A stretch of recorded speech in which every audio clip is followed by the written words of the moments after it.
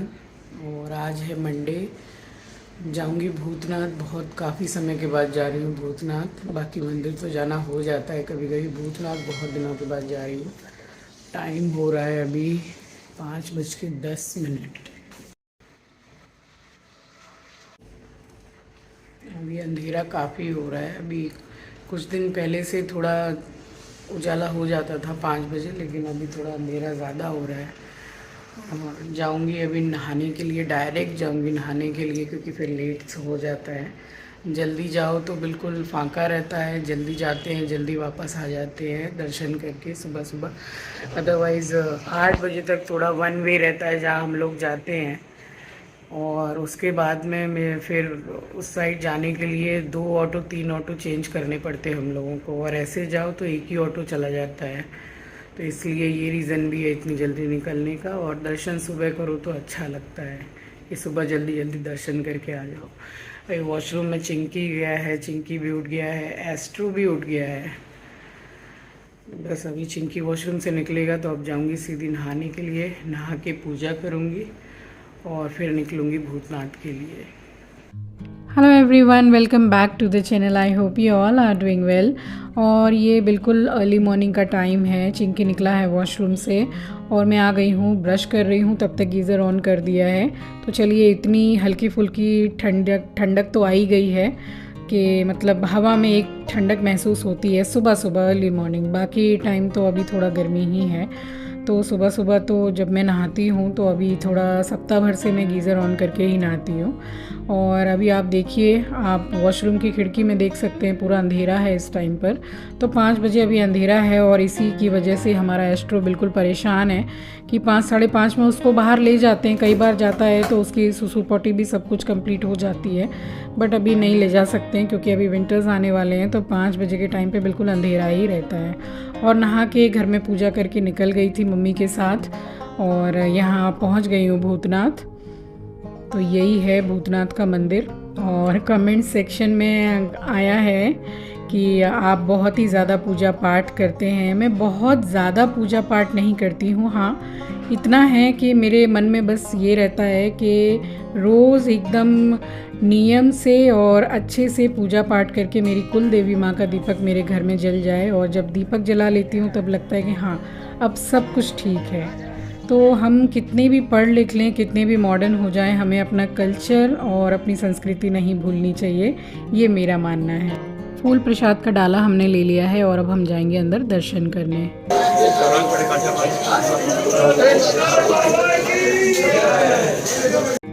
और यहाँ सिर्फ इतनी धक्का मुक्की हो रही है ना, इतने ज़्यादा लोग हैं कि हम लोगों का कम से कम बहुत टाइम लग गया था हम लोगों को दर्शन करने में। अभी आप देखिए, यहाँ मम्मी भी पीछे खड़ी हुई हैं। मतलब एक हट रहा है तो हम सोच रहे हैं कि आगे जाएं तो हम जा ही नहीं पा रहे हैं, इतनी ज़्यादा भीड़ है। और ये आप दर्शन कर लीजिए भूतनाथ बाबा के। भूतनाथ बाबा की फ़ैन फॉलोइंग इतनी ज़्यादा है कि इतने श्रद्धालु हैं। और बाबा ढक गए हैं या 2 लोग बैठ जाते हैं और इतना चढ़ावा चढ़ता है कि मतलब जो चढ़ रहा है फिर वो हटाते जाते हैं। तो इस तरीके से मंडे होता है। फिर सावन में भी इसी तरीके से। सावन में तो इतनी भीड़ होती है कि बोल ही नहीं सकते हैं, इतनी ज़्यादा भीड़ होती है। और शिवरात्रि में तो जो बाबा के दिन होते हैं उनमें तो भीड़ होती है, बट मंडे भी बहुत भीड़ होती है। यहाँ दर्शन हमने कर लिए हैं और अब बस बाहर आ रहे हैं। और ठीक भूतनाथ बाबा का जो मंदिर है, ठीक अपोजिट में माता रानी का मंदिर है। अम्बे माँ और तारा माता रानी का मंदिर है। तो वहाँ से भी हम लोग होकर आ गए हैं और अब हम जा रहे हैं, सीधा ऑटो में बैठेंगे। और उससे पहले मैं आपको कराऊंगी गंगा मैया के दर्शन।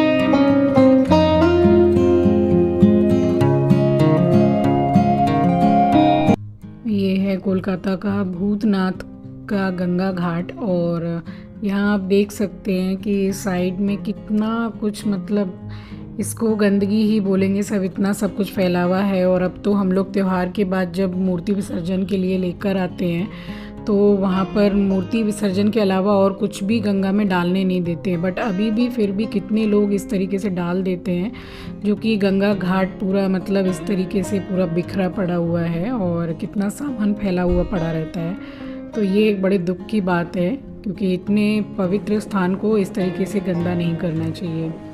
और ये वापस हम आ गए हैं घर की तरफ, और आज देख रही थी कि कोई सब्जी वाला बैठता तो कुछ सामान वगैरह लेकर आती, क्योंकि मेरा ये रूटीन है कि मैं आती हूँ मंदिर से वापस तो देख लेती हूँ सब्जी वाले बैठे रहते तो साथ के साथ लगे हाथ दोनों काम हो जाते, ले आती हूँ। बट कोई बैठा ही नहीं था।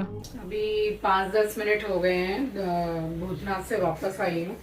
और मैंने बताया ना कि सुबह सुबह निकल जाओ तो बिल्कुल फांका रहता है, रोड खाली रहता है, जाओ और आओ। बट आज मंडे हम लोग जाते ही नहीं है, क्योंकि जैसे काली घाट में शनिवार बहुत बहुत भीड़ होती है, मंगलवार भी बहुत भीड़ होती है।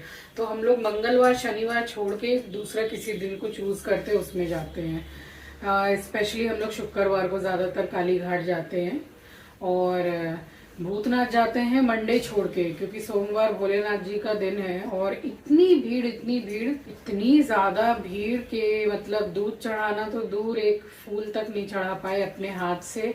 इतना मतलब हम लोगों के भी सर से इतना ऊपर ग्रिल इतना मतलब लगा देते हैं कि ठीक से चढ़ा ही नहीं पाते, और 2 लोग वहां नीचे बैठ जाते हैं, क्योंकि श्रद्धालु इतने आते हैं, इतना चढ़ावा चढ़ता है, तो पॉसिबल ही नहीं है कि आप अच्छी तरीके से दर्शन कर लीजिए। तो सोमवार को छोड़ के जाते, मगर कल है ग्रहण, कल मंगलवार को चंद्र ग्रहण है, और 9 घंटे पहले सूतक लग जाता है। तो फिर इसलिए, क्योंकि ज्यादातर मंगलवार को जाते हैं भूतनाथ, तो चलिए अच्छे से दर्शन तो करके आ गए। और अब आ गई, ये लोग सबके सब सो रहे हैं। एस्ट्रो भी दोबारा से उठ के सो गया, चिंकी भी सो गया दोबारा ब्रेकफास्ट करके अपना। मैं पूजा कर रही थी, उसने बोला आप पूजा करो, मैं अपना नाश्ता खुद ही ले रहा हूँ, तो उसने किया।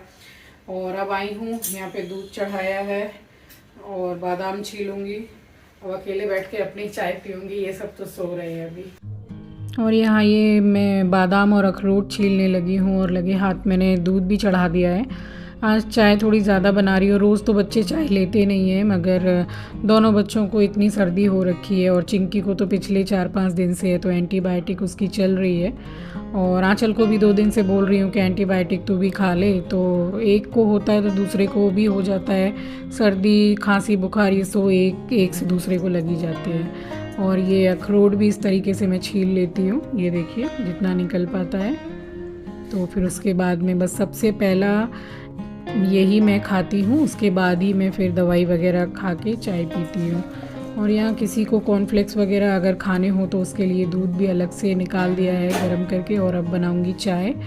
और अभी थोड़ा ठंड में हमारी गली में सब्जी वाले अपनी ठेल लेकर आने लग गए हैं, 1-2 तो आ ही जाते हैं, और वो भी 1-1, 2-2 दिन के बाद आते हैं। तो बस वही अभी चाय बना के जाऊंगी, चाय पीऊंगी, तो देख लूँगी वहाँ पे कोई आया है तो ज़रा टमाटर बिल्कुल 1 या 2 बचे हुए हैं, और थोड़ा धनिया भी लूँगी। तो इस तरीके से आएंगे तो सामान लेना आसान हो जाता है। तो यहाँ मेरी चाय भी बन गई है, और बस मेडिसिन लेके और पहले अपना ब्रेकफास्ट कर लूँगी। ये सब तो सो रहे हैं।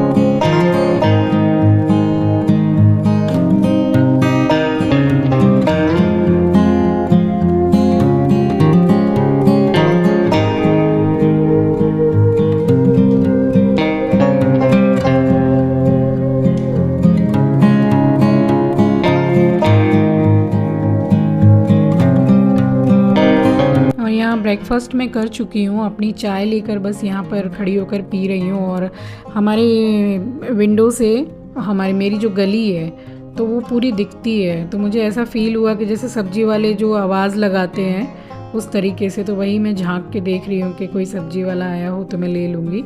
मैंने काफ़ी वेट किया, बट एट लास्ट कोई सब्जी वाला आया ही नहीं। फिर मैं ही चाय पी के मैं ही निकल गई थी बगल से, अपने घर के बगल से। टमाटर, धनिया, नींबू, मिर्ची ये सब मैं लेकर के आई थी। और फिर जैसे ही आई वैसे ही दूध वाले भैया भी आ गए दूध देने के लिए। और ये भैया बहुत अच्छे हैं, बहुत सालों से दूध देते हैं और बहुत ही सीधे इंसान हैं। और जब मेरी शादी भी नहीं हुई थी तब से ये मेरी मम्मी के घर पे दूध डिलीवर करते हैं, तो यही मेरे घर पर भी दूध देते हैं।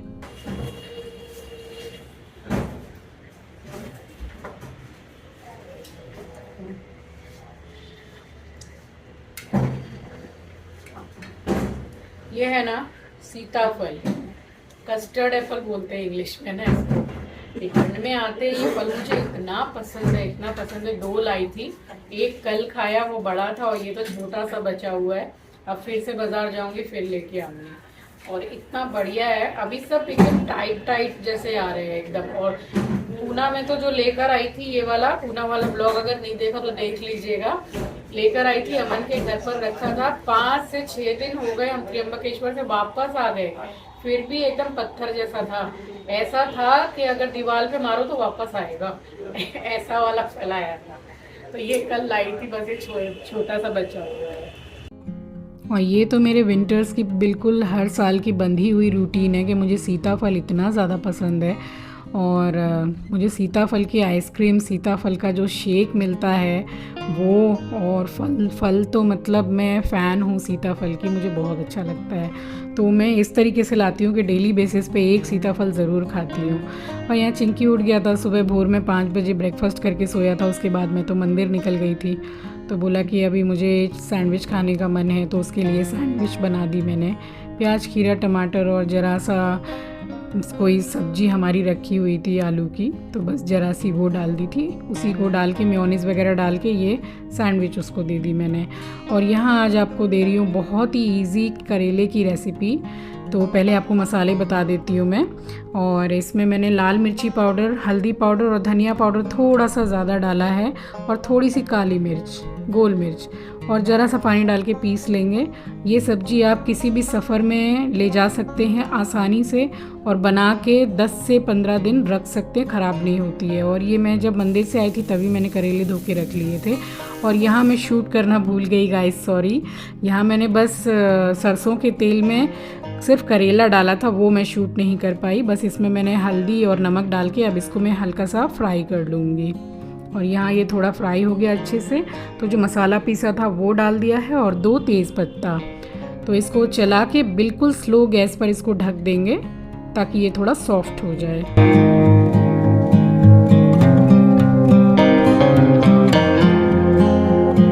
ये 5 मिनट के बाद मैंने लीड खोल के देखा है, और करेले थोड़े सॉफ्ट हो गए। इसी तरीके से तोड़ लीजिए हल्के हल्के, और बस ज़्यादा सोचने की गाइस बिल्कुल भी ज़रूरत नहीं है, ये बन चुकी है। मुझे अमचूर का फ्लेवर बिल्कुल पसंद नहीं है, इसलिए मैं अमचूर पाउडर यूज़ नहीं करती हूँ ज़्यादा, और मैंने उसकी बजाय नींबू डाला है। आपके पास हो तो आप ½ टीस्पून अमचूर पाउडर डाल दीजिए, और हरा धनिया, दैट्स इट। ये बहुत अच्छी सब्ज़ी है, और सफ़र में ले जाने के लिए बेस्ट है। पूड़ी पराठे के संग आप इसको खाइए, एंड 10 से 15 दिन आप इसको फ्रिज में रख के गर्म करके खाइए, बिल्कुल ख़राब नहीं होती है। तो उम्मीद करती हूँ आपको पसंद आई होगी। तो ये है मेरी आज की थाली, घी की गर्मा गर्म रोटियाँ, और रायता चटनी मैंने पहले ही बना लिया था। प्याज, खीरा, टमाटर का रायता है, मैं कई बार इसकी रेसिपी दे चुकी हूँ। तो आज मैंने आपको एक बहुत ही अच्छी सोवर सिंपल करेले की सब्ज़ी की रेसिपी दी है। उम्मीद करती हूँ आपको पसंद आई होगी। पसंद आई होगी तो एक लाइक, कमेंट एंड शेयर ज़रूर कीजिएगा। मिलती हूँ आपसे अगले वीडियो में। Till then take really good care of yourself. Take care, bye bye. अपना ख्याल रखिए, अपनों का ख्याल रखिए। Thanks for watching guys.